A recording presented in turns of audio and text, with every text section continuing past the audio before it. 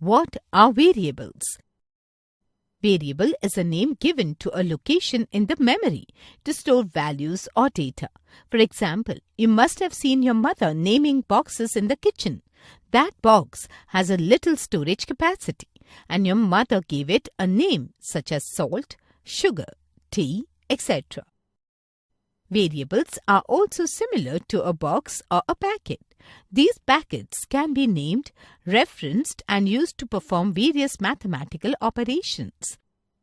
So, a variable has a name to refer to it, a type, kind of data it stores and its size, and a value, that is data.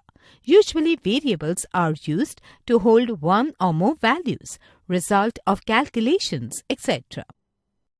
Scope of a variable. While writing a variable, you should also remember the limits of its usage. For example, the boxes that your mother named can be used in the kitchen and rarely outside of the kitchen. Similarly, a variable can also be used in specific areas of a code, known as scope of a variable. The scope or accessibility of the variables defined in a program depends where you have declared it in each program.